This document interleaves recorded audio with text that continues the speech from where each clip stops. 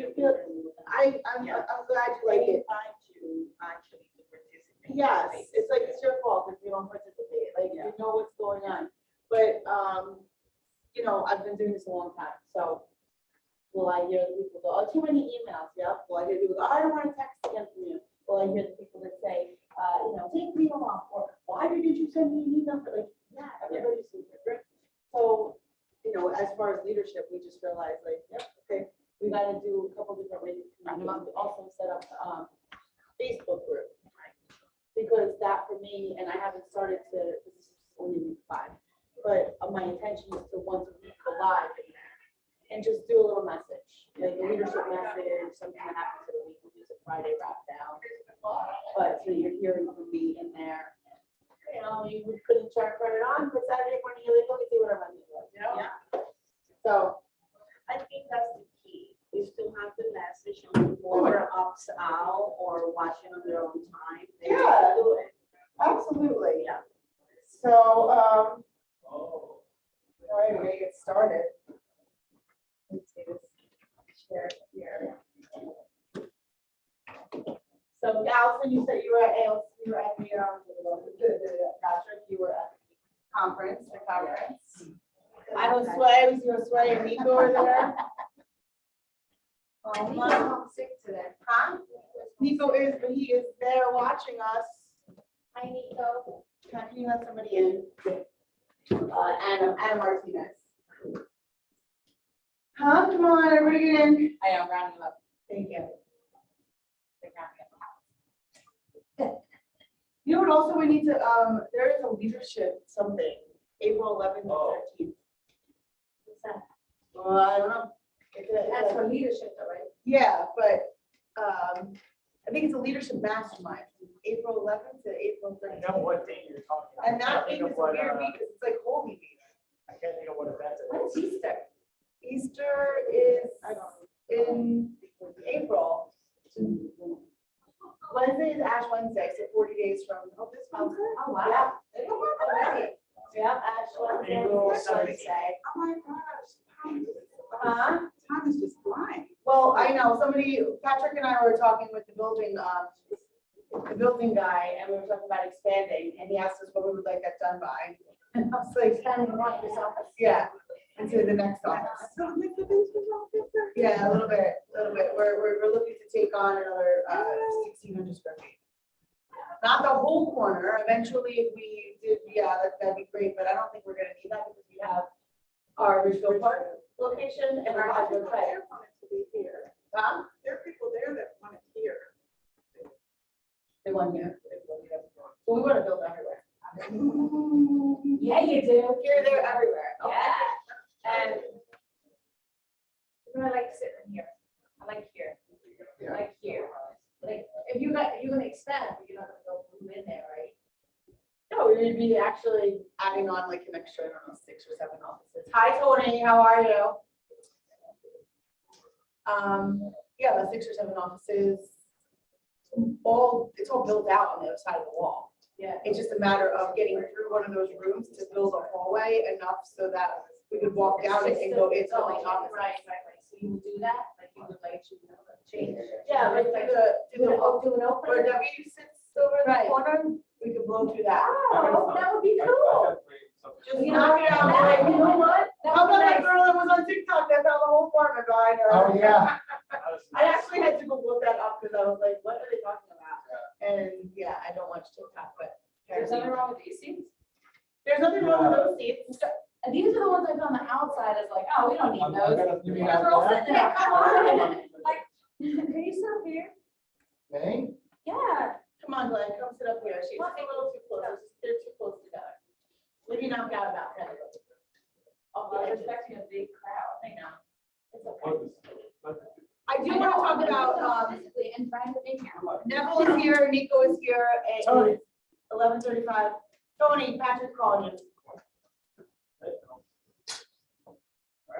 Hug it out, hug it out. Look at you guys, hug it out, give me a hug.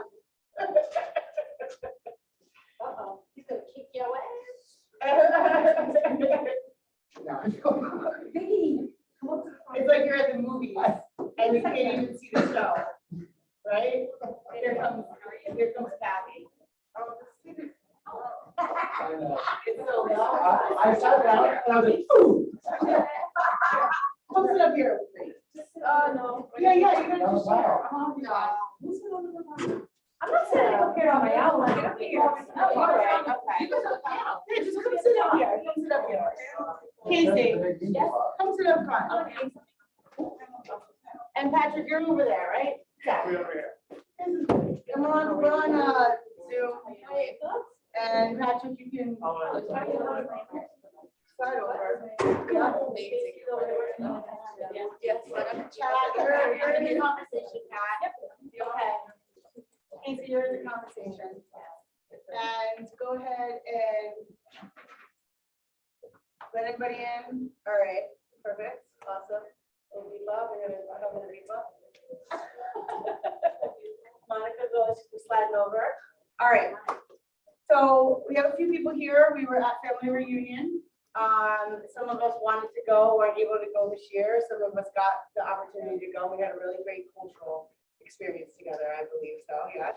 Yes. Right, we had a nice group. I think we had 21 people inside of the group that we had our private chat going. And then altogether, there's about 100 people that went from Bergen County Partners, which was also nice because we got to, take flights and have dinner and go golfing or Disney or whatever with our other extended family. But every time we go to conferences like this, it's the most important thing, honestly, and I saw that from our agents, that experience is to network with other people.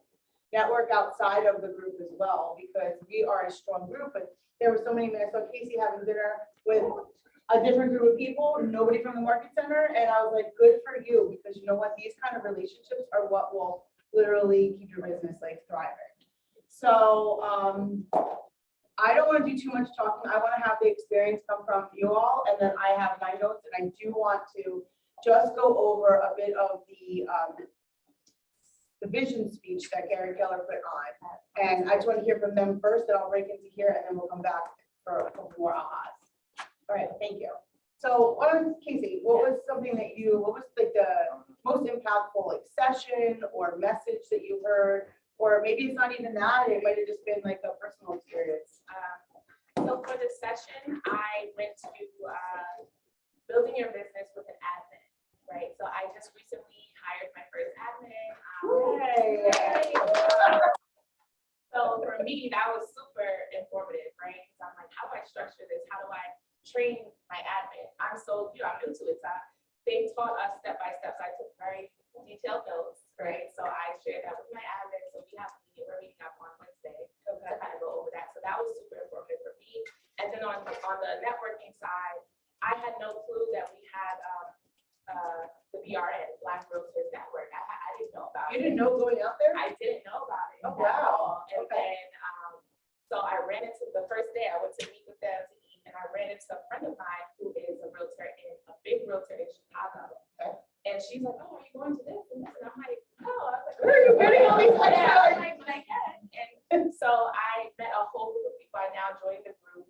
So it's good to network. So I think for anyone out there, kind of look more into it, see like if whatever your nationality is or however you identify, whatever, there are subgroups of KW that I didn't know about that also research it and network nationwide and globally. So that was like big for me.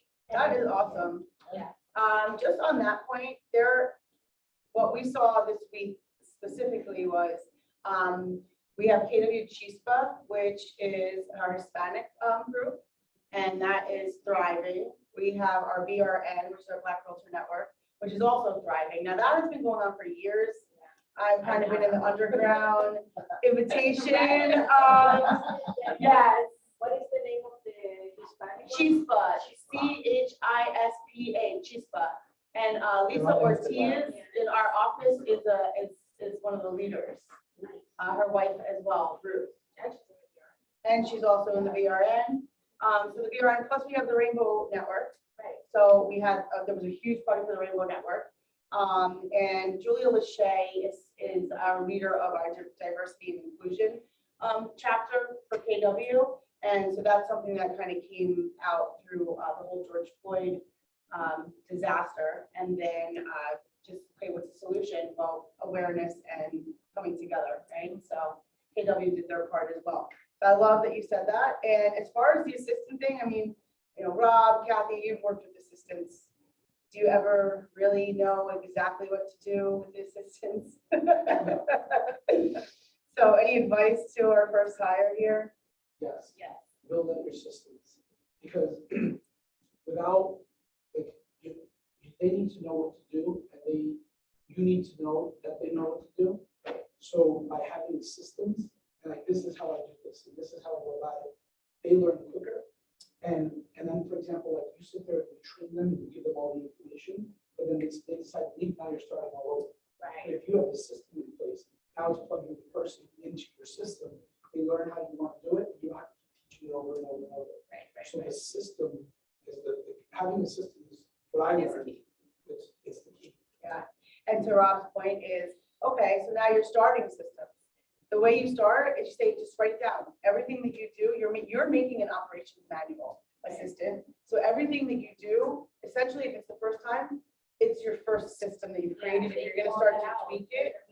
I can't think of her name, I will in a minute, but she said what you guys are both saying, and she said there's a program where I can like do something on my computer and it will screen record me doing it, so that I can kind of have a video, maybe it was, You can use Loom for right, that. and have my own video instructional, so instead of me having to keep teaching person after person, I can say, okay, you're leaving, log in here, these are how, this is how you do what I need you to do, so yes. And as I far as, plan to do that, yes. as far as your system, it's checklists, the email templates that go along with the checklist, and then your explanation of tying it all together to get operational.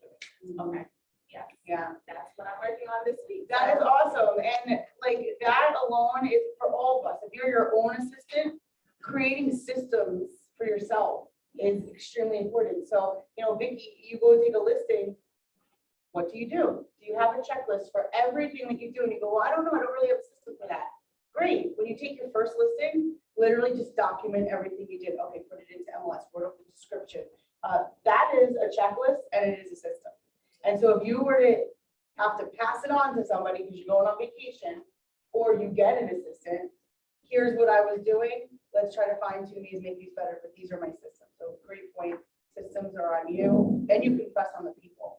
What we often do is we stretch the people and we don't have a system.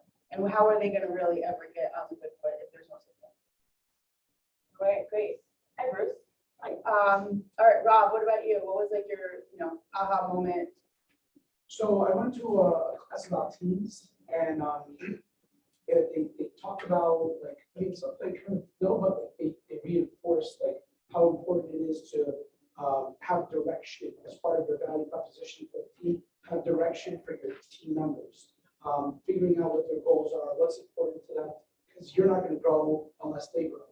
And being able to map out for them, okay, you want to do this much business this year, you need this amount of leads based on your conversion, and start breaking that out for them, because like that's the only way they'll grow, and providing that direction, even if it's with like helping them manage their money, or they want to start investing in stuff, like showing them what to do. It's kind of giving them direction. It's a value proposition for you as a team. Yeah, that talks to law of the lid. Like we have to show up as leaders because who we will attract will be of our level or below that. Like generally speaking, 10s are going to attract 10s, 9s, 8s, 7s. 3s are not going to attract 5s and 7s. They're going to attract 2s and 1s, right? So when we are frustrated where we are personally, financially, business-wise, relationship-wise, we have to take a real inner look at ourselves, right? So anyway. And then as far as networking wise, so when I first used to go to family reunion, I used to do what Nico did great this time, talking to everybody. Everybody. Nico and Sasha talking to everybody? Yeah. Out of their comfort zone. Oh, yeah, he was, Every single Uber we could take with them. he was Yeah. recruiting. Driver to get his license. Like, Oh, wow. That is- Referring business, every single act, I was just laughing the whole. Grow your downline. Oh!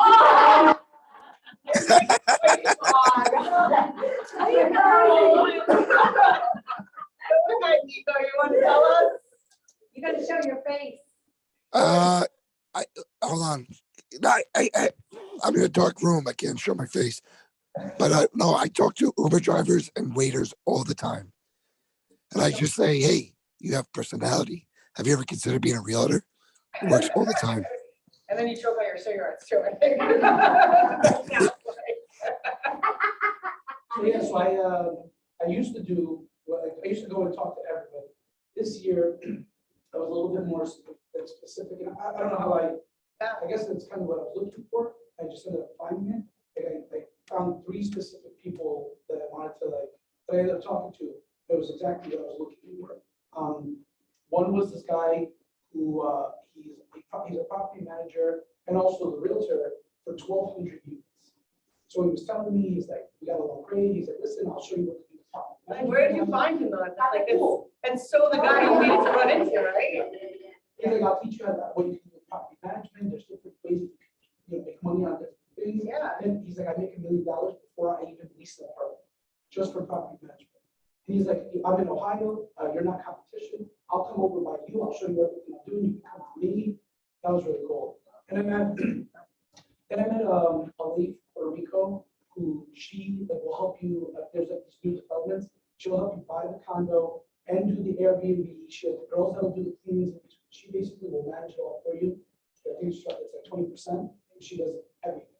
So like as far as investment wise, that's something I've been looking into. Yeah. She was perfect. She's like the madam that runs Like Puerto Rico. And you need one on every island, which we're starting to see. That was really a big conversation. One of the rooms that I got myself into, almost by accident, one of our mortgage brokers that I've been friends with for years, Freedom Mortgage, they threw a party. So they're like, oh, come over, I'm there. And I'm like, is that a KW Puerto Rico? Everybody's speaking Spanish. They look a lot happier. They did not look like Americans. There's a happiness factor there that I just don't know where it's coming from. An island that's fabulous. And it was Dominican Republic. And I was like, oh my gosh, it's amazing because I live in Perth Amboy, which is like 40% Dominican Republic. And I thought, this has got to be a connection. Like, I got to figure this out. And one of my ahas in that room was, I have a passion to be an instructor. And I'm like this close to being a KW instructor. But I thought, well, I speak enough Spanish that if you put me in a country for a week, if you give me the material, I'll be able to know the vocabulary I have to use. And I offered my services to go out to the Dominican Republic to be a KWU instructor. And I said, that could be a little niche that I have by going to all the Spanish speaking islands and bringing the KW stuff that I've done here in the country the last 18 years there. And it was just an aha moment. And in those conversations, we were talking about how Airbnb has become a huge part of the island businesses. Because it used to be where you would just have to go to the hotel, maybe some personal people own stuff and you could, you know, stay at your boss's house and rent or whatnot, or go to the local real estate company and find your spot that way, just the way you find a shore house down at one of our barrier islands. However, now with Airbnb, it's such a huge part of bringing money into those islands. And so having easy ways to do it, you know, and then sell it to our clients. Yeah, she was cool. And then the last one was actually from our Rutherford office. He was just started talking. I joined the board of ed for town. He's the president of the board of ed for his town. Okay. So he was telling me what to do and not to do. Billy? But then he knows somebody who's building in Hackensack, another couple of 100 units. So he's going to get me in touch with them. So it was like 3 specific people that was like perfect. Perfect. That's awesome. And if many of you, I'm sure many of you know, but Rob he's responsible for a rental building right now in Hackensack. And we anticipate another building coming in Fairview and then even more buildings. So if you have an opportunity, I mean, not to say that you want to lose an opportunity, but this is a guy that you should be able to partner with if you have a huge opportunity to say, I got to create a guy who wants to build a big building. I don't know what to do. Well, I'm sure Rob will figure out how to partner with you on that to make that be something that we can bring home for city views. And you know what, even with the commercial agents, because there's a lot of commercial agents that will just sell the land and you know, help them with getting the building. But then once it's built, they let it go. But if we can get all those rentals and try to set up like a rental division where, let's say even our newer agents, that's where they want to get started with rentals, we have that avenue to kind of get them started while they're learning. I love it. So we've been preliminarily talking about this, but the concept of being able to help some of our younger agents be able to go out there and touch clients, right? So they're getting out there with rentals, maybe making some fast income, but then it also isn't taking, the service is stellar because a lot of times, hey Glenn, here's a rental for 1,200. What are you gonna find for 1,200, right? And now you're looking, hey, but I also got to leave $400,000 listing.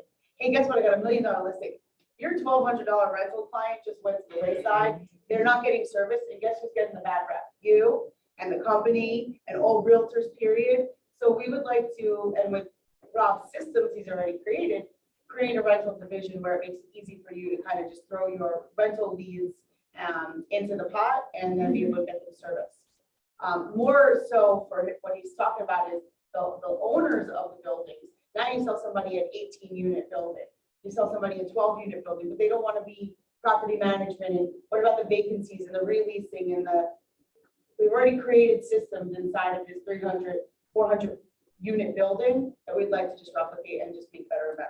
And I don't do the property management, but we have, Yeah. we have Bruce and Sasha, Yeah. have a property management company, we have Bruce Jr. Sasha.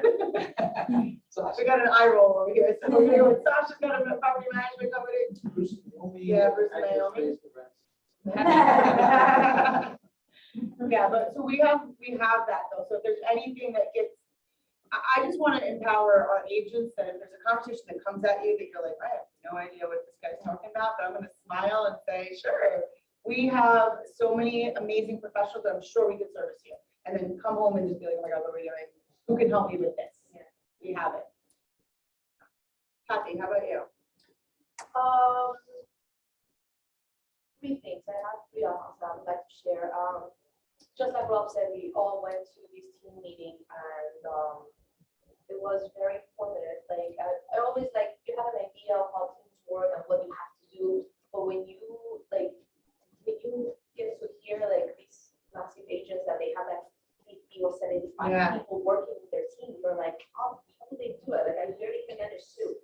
But they give us like very good information about like if you have a listing presentation, you don't go yourself, you hire like a listing agent to do all those like appointments for you and they just make the listings for you. So she was giving us like very good tips of what to do as your business expands. It grows. Yeah. So And that might be scary for some of you to think like, well, I wouldn't go on the listing appointment. But exactly. but the truth is, people are committed to your standards in the business. It's not that they need Kathy, they need Kathy. Right now, they think they need Kathy. But if Kathy were to groom Allison on her team and Allison felt like Kathy, when I work with Allison, I feel like I'm working with Kathy. The standards are still there, the expectations are met. Then I look at Kathy and go, man, you've got great people. Yeah. And you're a business owner because your company is amazing. And now you're no longer just that solo agent or an agent with a team that's in it. You're exactly. Her brand is so big that she doesn't even have the time to go to the listing appointment. Which one were you listening to? Reynolds? Sarah Reynolds? Yeah. Yeah. So Sarah Reynolds is going to come Amazing. and do something for us. Is she really? I'll be here. Oh, yeah. She's She was amazing. amazing. Yeah, Sarah. And then she showed you like the three, like where, like how many people you need and where everybody goes, and it was just amazing. How many people she has working with her team. I couldn't even. And do you remember how much commission her team made last year? 28 mil, $25 million 25 mil, there you go. in commissions. Yeah. And she had a baby. She had a baby like a year ago. Yeah, Yeah. and she's doing an amazing business. Oh my God. She's in the Maryland, DC area, and she took over her mother's business, which was an established business already. However, I do remember a couple of years ago, the woman had just been the top, 10 million was the GCI, and it was the top woman earner in her company ever at a team level. And to see her go from 10 million, probably right before the pandemic was into 2019, I was last there, to then see her at this conference go to 25 million through a pandemic. It's amazing. And then you get it and you go, oh my gosh, I remember one of my top agents from the Lane office and she was sitting there with me watching the panel a few years ago and she goes, God, I suck. Like, I don't say, and I'm like, oh, you're doing 45 million, you're doing amazing. And And she's like, no, but compared to them, I like, what I wanna be like when I grow up. I left, I'm like, oh And- my God, I have no idea what I'm doing. Well, and don't compare yourself, like, it's good I was for just gonna that, say that. you have to check, Like, you don't know anything. but you have to, don't compare yourself with other people, right? You're on your own journey. Hopefully it inspires you to say, there's more in me. I'm not hitting my max potential. What else could I be doing if I really, really pulled it all out and put it all on the table? Imagine what the next 3 to 5 years could look like. So for some of us, we're just really good. We're really good, and good kills great for us because good shows up and everybody's happy with good, and it's. But imagine if great showed up because the time, the focus, the priorities were put in place, and we just followed our schedule. All right. Two more things that I want to say. Yes, please. When you go to family reunion, like I've been there before, but you always go with like a, good mentality, like you want to get to know everybody, you want to go to all the classes, but the big plus is even the people that go from the office with you. Like you want to another level, like when you're in a line with like, I really, really appreciate getting to know Nika and Sasha to another level. Yes. It's like when you go on vacation with the boyfriend for the first time. Yeah. Like I met them before, but after this trip, I feel like I'm part of their team, your family. She even said that she's my mom, like, like it was amazing. We even got a chance to go one day to the parks, and it was just amazing. Everything, I got to know her very well at dinners, and it was really good. Like we won, you guys, we won to another level. Like I loved it. Even with the Rutherford office, I have to say that there was plenty of people that I didn't know before that you only see them like here and there. Your name, if you When don't know. actually go to family reunion, you actually get a chance to network with them. I met somebody from the Rutherford office in the cultural committee, part of the ALC. That Rob and I were talking to him, and he was telling me about his ideas. I was sharing mine, and we are now going to do something together. We're going to try to meet you. And We're so together. You are going to do something part of the cultural committee. Both of us, you're going to try to put something together for karaoke for the both offices. So it's really good. I'm very happy that every year that I go, I learn something new. I meet new people. So it's really, I even met people from Wayne office. The last day I was actually I was in the bar. It was 2 hours before going to the airport, and these two guys are talking to us like, "Oh, you're Wayne.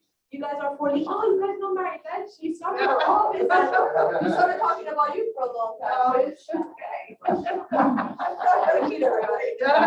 heard things about you. Oh yeah. Thank you.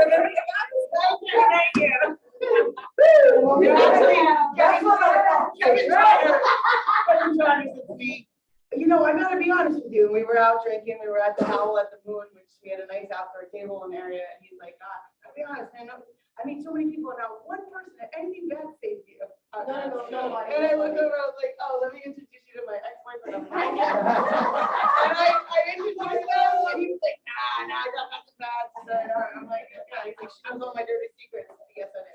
So, no, it is what it is, right? You can't be liked by everybody. I'm sure somebody's got something bad to say about me. As far as the culture of getting together with our agents, and I mean, that was something that was super special. I know Kat and Alicia and Patrick. Oh my God. Right? I mean, be able to see our agents outside of the office. Yes, it's nice. And I Yeah. love seeing everybody relax because here everybody's super serious, right? Patrick is super serious. Alicia, like everybody. When you go there, I was actually hugging everybody. Joanne came on hug us, and she like, "You love you." Everybody's like, Justin, he loves us. Justin, our title guy. He's hiding here. He loves everybody. Justin, you know him, Justin. So, This okay. is what I was saying about the happy hour things, right? To touch on what Kathy said. Yes. I feel like we're all BCP, right? There are all these offices that are under the same umbrella. Yes. But there may be agents that we're putting offers on that we don't really know. If we have, Yes. I'm not saying let's get drunk together. All I'm saying is let's hang out together. Get to know each other, on a different level. Because when you know that person on a different level, you're like, oh, let me see what offers I get. Best and final. And they get an offer from Sasha Nico, they're like, yo, let's look at this offer, it helps. I agree with you. It's like family looks up for family. It's building rapport inside of the Asian Uh, community and where we are with family. To that point is is, yes, they already talked to me about the Rutherford thing. I said, as long as we just include our identified family, we can't jump over them. Let's just include all of them. Why not? The three of us Exactly. on the east side. Yes. Um, They get the funding. yeah. Step it up. Yeah. And then, in March, we are just finalizing, but we have some masterminds coming. So one of the masterminds is for rainmakers specifically, rainmakers across BCP. And we're looking to host that in the Rutherford office. And then we're looking for a top agent, single agent, not team leaders. If you have an assistant, fine, but if you're responsible for other people like buyers agents, that would be your part of the rainmaker group.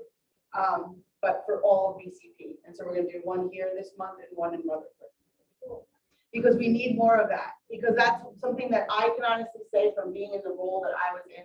Prior to this, I was that thread going to every single office, figuring out the who's who. And I would say, why don't you know this one? You should know this one. You should, and even if that was very relevant to me at the BCP dinner, because I was hopping from table to table and there was no border. Whereas other team leaders were just like, how do you call these people?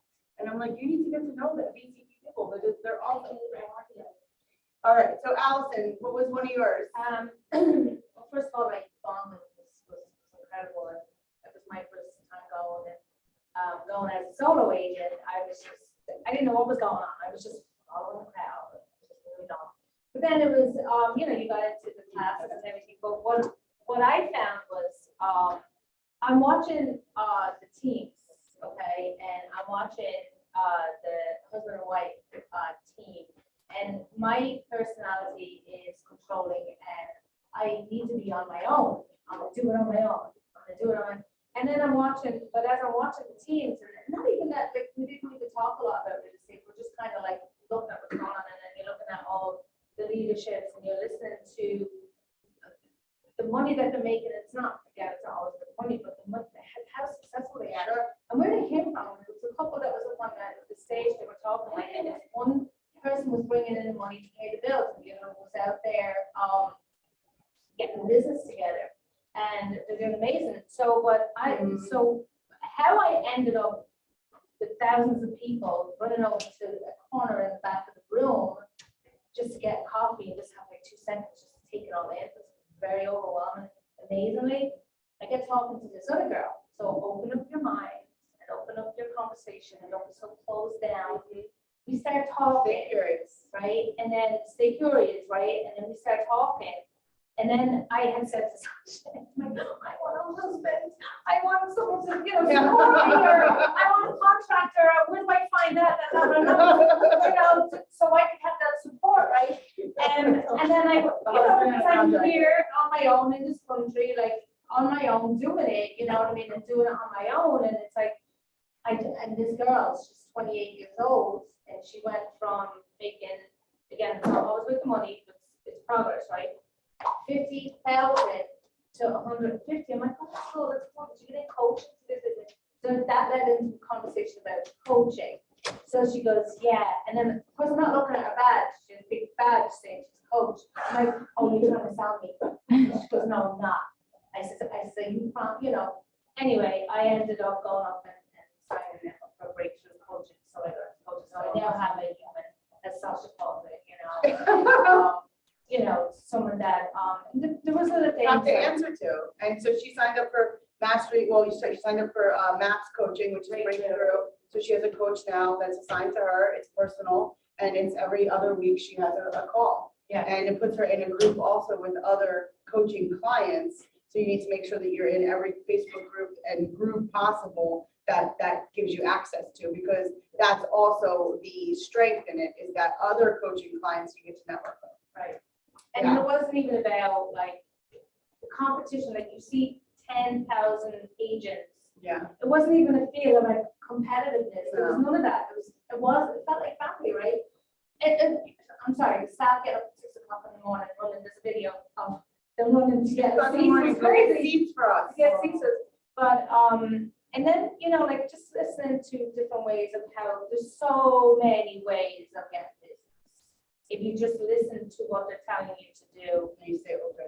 you stay open, and you have to go to work. You have to get it. You chose this. This is your job. You have to get up in the morning, I've been to the desk. So now I have to pay for it. You've got. So I have to go to work. Yeah. I have to go to work. It's like when I had a job, when I had responsibility, when I had to go to a job and be there on time. Yeah. My job is to come here. My job is to take phone calls. So I can get to have another assistant that can do this shit.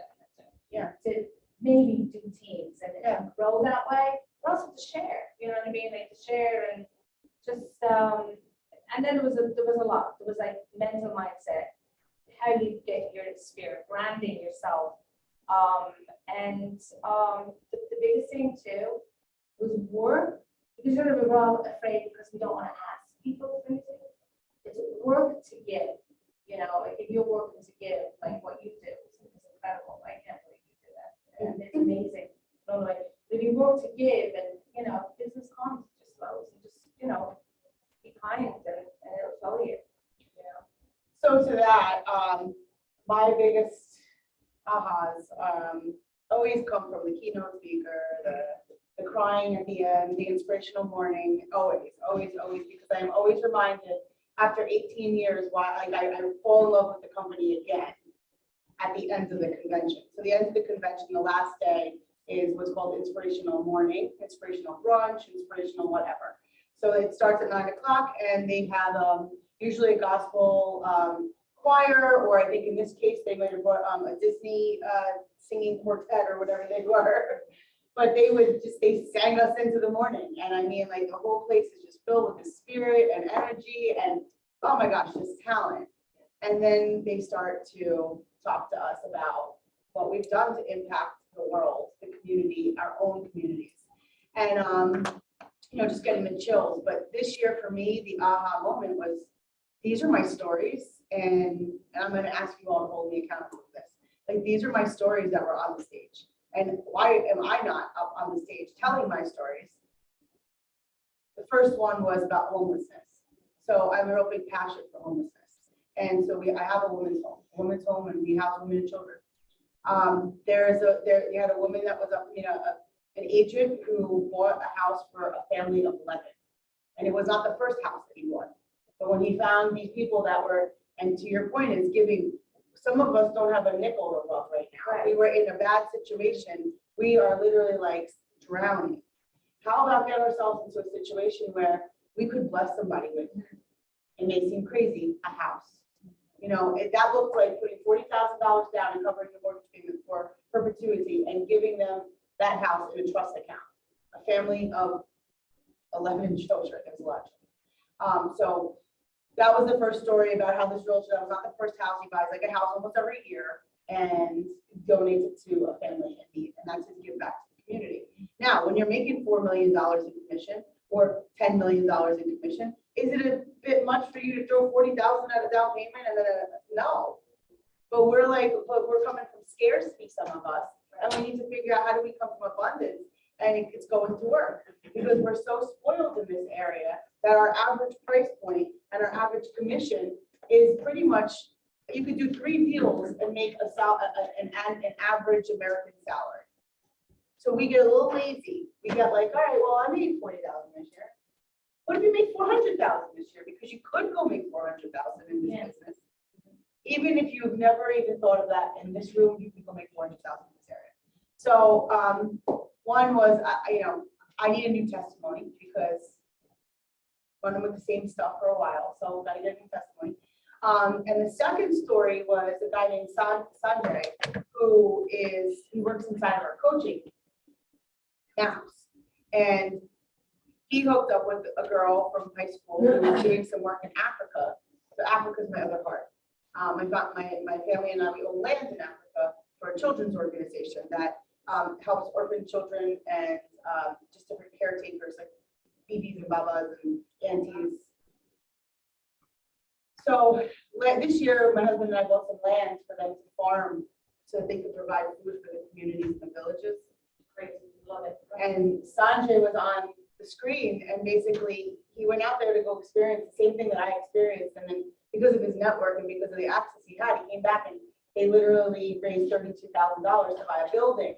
So now these children have an orphanage, and literally $32,000 would get the building, and 32 was the number that I was looking at a building too.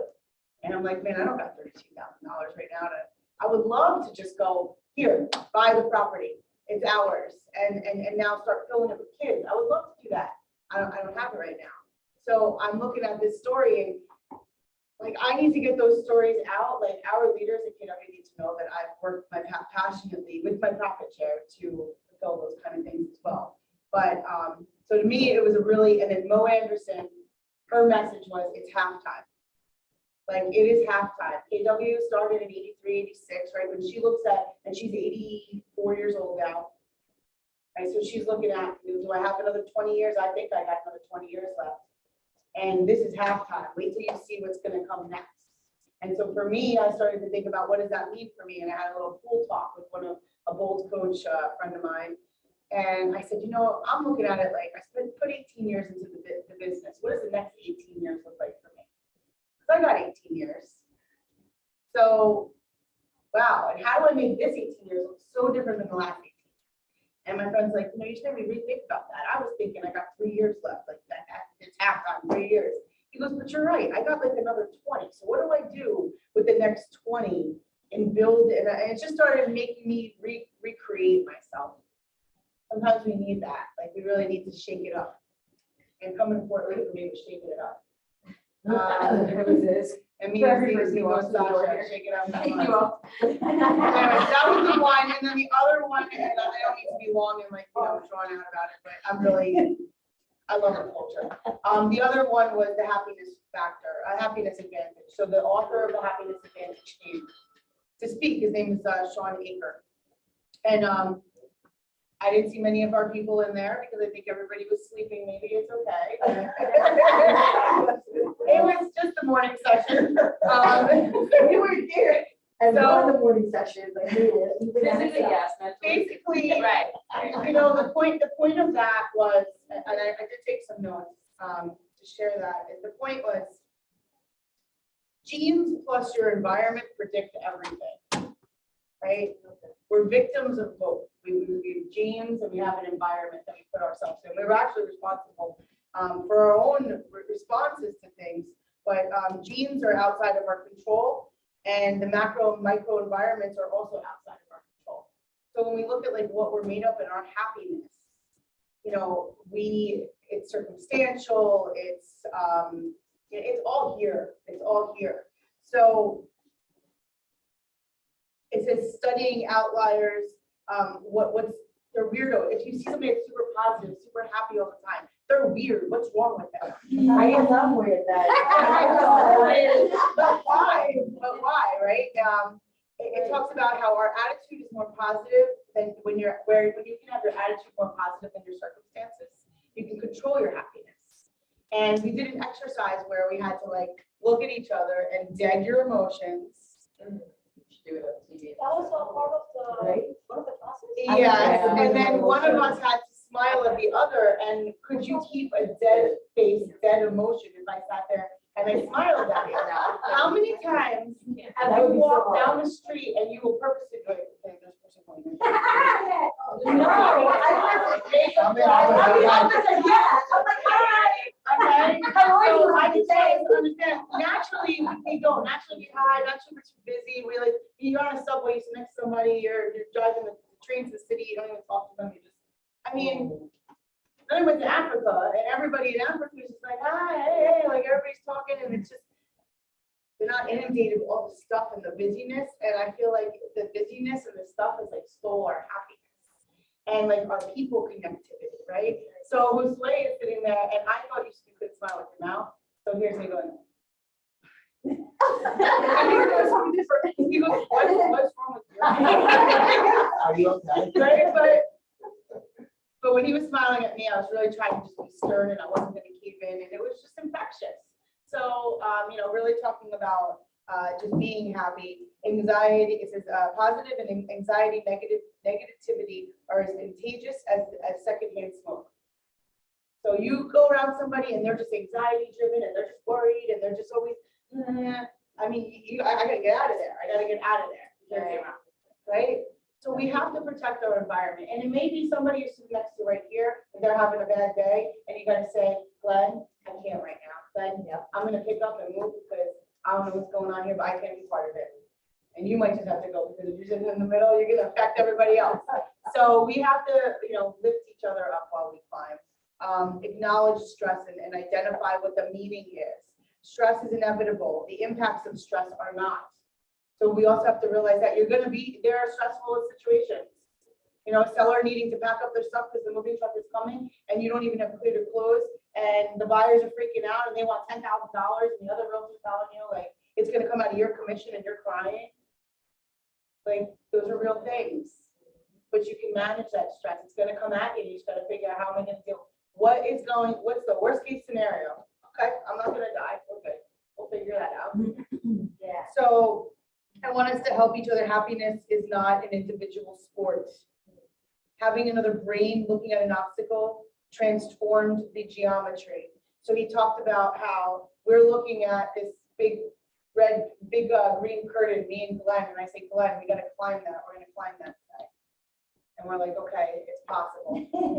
I look at it by myself and I say to myself, like, I gotta climb that. Like, I gotta climb that. How am I gonna climb that? I'm stressed out about thinking about climbing it. But if I say to Glenn, let's look at that together. We gotta climb that. The geometry changes. We look at, like, we go the back end. If we do this together, how long will that take us? Not really that long. So doing things together is so important. And that might mean just having a buddy to prospect with, right? Yeah. Happiness is the means, it's not just the end. So one of the things I'm just going to encourage you to do from that session was I got back to my journaling. So there's a 5-minute journal. I know that if you're on like the mindset call, David Roddy has spoken about it, Patty Purdy uses it. It is a very small book, and every day it is one page that says, what am I grateful for, your affirmation. And on the other page, it's what happened today, and then what needs to happen so it's going to be a great day, and then what happens, and what if you close the day out. It's a very simple one page. Getting back to that started tying me back to having a great attitude going in the morning. This morning I forgot to do my gratitude, so I called my husband, and I was like, what? I just want to say I'm grateful for you. And King, and dinner later. Okay, got all my drink. And then I was smiling. He's like, okay, bye. And my boot was so, all right, Alicia, you're not Alicia, you're Kat. No, and I'm looking at you. Anything you want to add? The one thing that I did love was Gary had came out from the leadership portion of it, and he like walked out on the stage. He was like, "It's very important for you guys to remember that you work for Keller Williams, but you're not Keller Williams."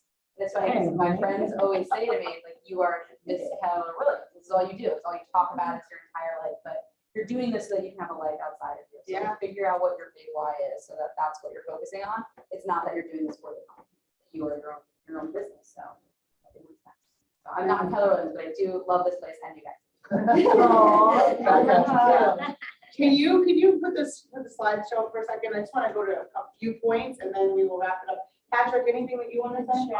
Just to echo what Kat said, so we had a couple leadership breakouts where Gary did come out as planned and once by surprise, and it was just totally reaffirmed that he really has the agents back through everything going on in the industry. He really is working for us, the agent, and for the market centers to protect you guys and to do what's best. So that was really cool. Yeah. Get one time with him. He actually saved the leadership for a second too, because He he was like, Jason, they're not gonna want to pay attention. Listen, I would have paid attention to Jason. I would all have. day. And it was just too much data. And one of the things that we are figuring out, and I do think, and maybe not for some of the agents that are here, but maybe out here, one of the things that we've been faced with is leads. How do I get some leads?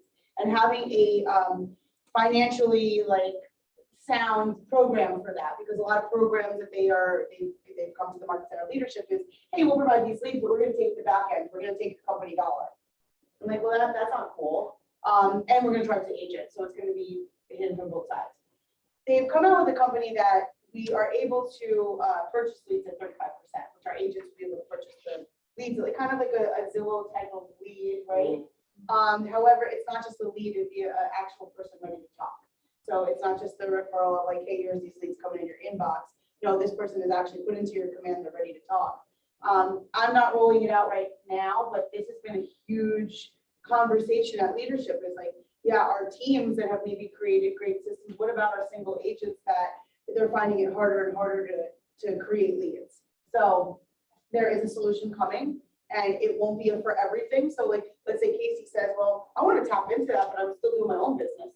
Yep, you could do that.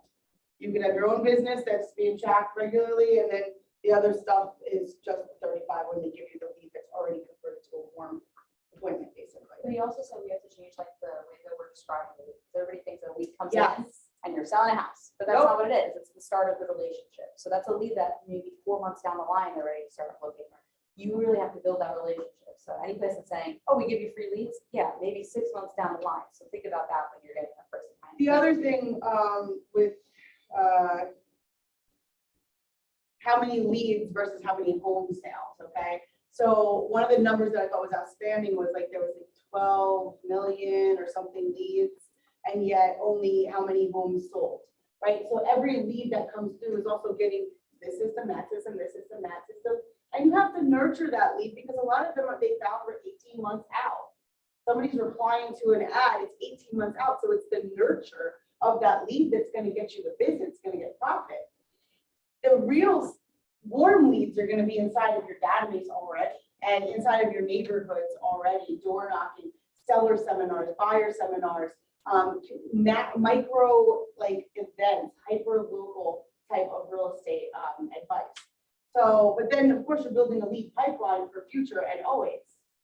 So I want to just go over a few numbers here. Just go to the top of this. This is available, and Kat, we're going to send this out to everybody. It's already on Facebook. Okay, good, because you should be using some of these slides in your graphs, I mean, in your presentations. Is that the whole thing? 22? Okay, Yeah. so real quick, there are always indicators that, go to the first slide, slide 1. Yeah, right there. These are the numbers that drive the US market. Sales prices, supply inventory, mortgage rates, affordability. Always, always and forever. These are the price, these are the numbers. Next. Home sales. This is from 1990 to 22. We had a peak in 04, 05. 05 was the peak of 6.2 million home sales. We then dipped. Why did we dip? Because we overlent. We overlent in the market. We were doing 100% financing, 106% financing, and we crashed. When we crashed still selling 4 million. And this is where I want you guys to understand. 2 million to 4 million. What is that? That's a loss of 2. So it's a loss of 1/3. Okay, that's a 33% dip of units. But we still sold $4.2 million, 4.2 million homes. So the market doesn't go to nothing. Look at 1990 when we were only selling 3 million homes. So we constantly grow. And then you see since 2010, we have been rebuilding. Up, up, up, up, up, up, up. So now last year we sold 5.9 million homes compared to 6.1 million homes. So there was a little bit of a dip, which we felt, right? Less inventory, but it wasn't 50% of the business. I mean, you literally only dipped by maybe 5-10% max. 5%. All right, next slide. And this is going. This is the year to show we're pretty steady throughout the year. Okay. Home prices. This slide right here should absolutely be in buyer and seller presentations. So this one is showing you from 1990. The average price home was $94,000. Okay, 1990. And then at the height in here, which is 06. What is this? This is 6. Was at the height of 222,000 nationally was the average sale price of a home. Then as you see, we dipped down to 166, down the same 10, 11 because of the crash. And then we've been climbing ever since 2011 with prices. We have not taken a dip. That yellow line is long-term 4% swing. Every year, if you look at the national average, the only blip we had was that. So you could take this way out to like 1940s and it would basically slide.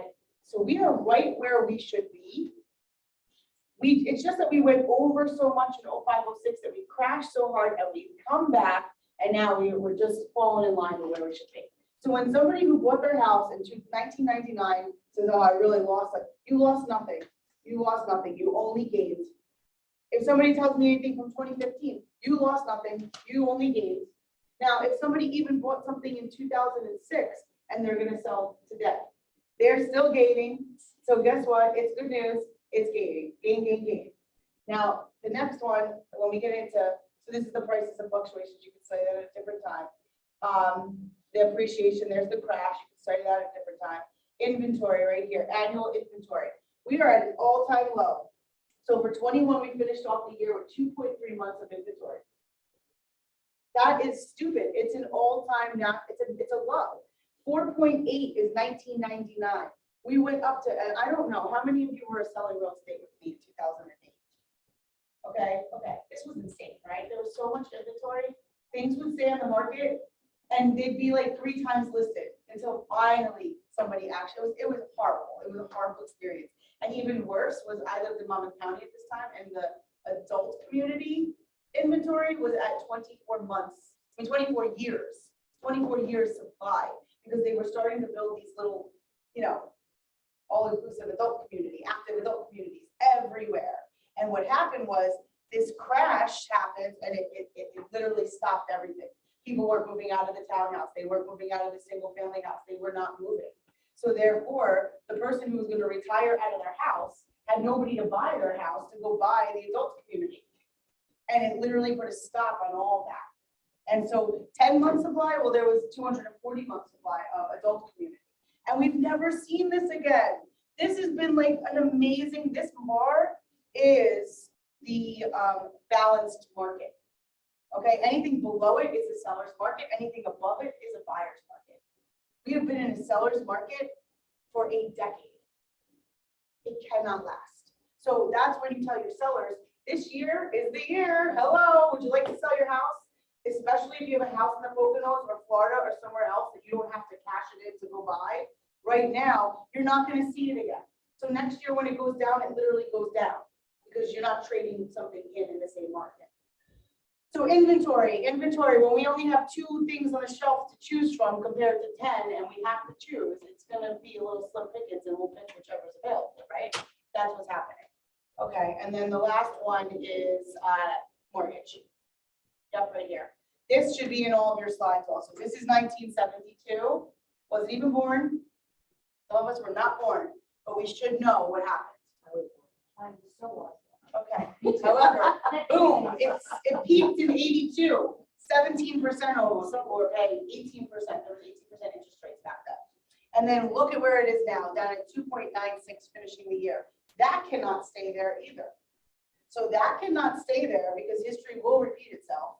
It has to come back up to that line. And that will mean that people will not be able to borrow cheap money anymore. The same $400,000 loan is going to be double what it would be today in a couple years from now. And that's when housing affordability will start to shift. You think it's level 7? No, but I'm not an economist and I'm not going to say that, but it's going to definitely go back up. It can't stay, it can't go any lower. And Gary Keller said to just watch the federal number and basically ours will just trail. And he does think there's going to be some drop. Huh? The Fed said 3 times this year. 3 times this year, up, down, up. Okay, so we're gonna get more into this, but guys, I need you all to be economists in your own market. Like, you might not know numbers or you don't love numbers, but if somebody's gonna put the trust in you to buy a house, sell a house, do investment, give you a rental building to go take care of, then they're gonna wanna know that you kind of understand what's going on in the market. How is it gonna affect me? And understand your client just wants to know, how will it affect me? I don't care if it affects you, honestly. I just wanna know, how does it affect me? What's in it for me? What is in it for me is always the question from client. So besides that, there was also lots of other nuggets. I'll bring a few other ones into the meeting, but I want to give these guys a thank you for sharing. Investing themselves in the time and the money that it takes to get out there. And we are making a plea that we'll have 50 with us next year. So look at you. And how about we even start a fund that Patrick will kill me right now, but Patrick can start a fund. Yeah. And every closing, they could put $20, $50. Yeah. Like, let me budget it for you. But let me tell you, you don't have to wait a whole year. Let's make a count. So August. Yeah. We need to get a house for that. Yes. Because Austin has really good houses. Yes. Really good don't have to houses. wait a whole year. Really go to make a And then there's Hippie Hollow.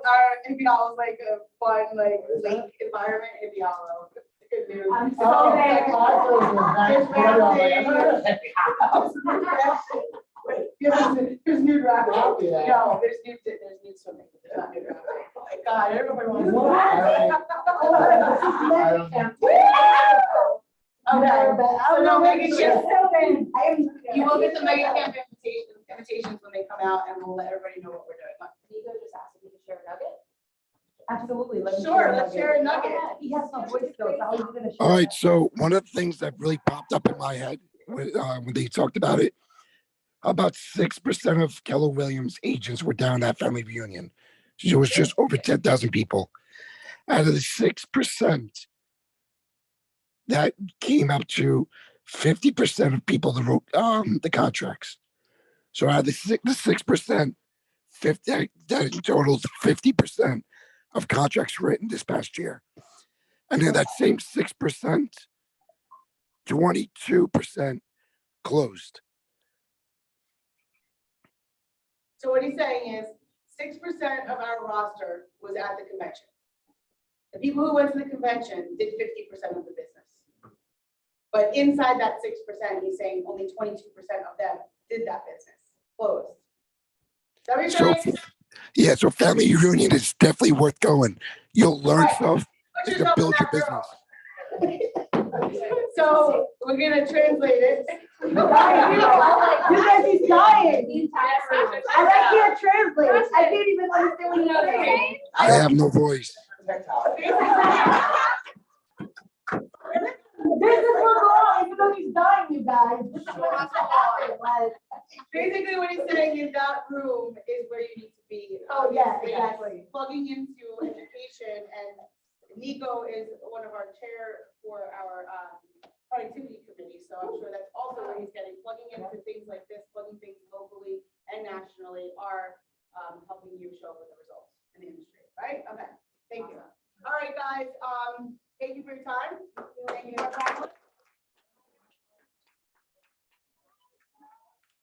Thank you for all your nuggets. Nuggets.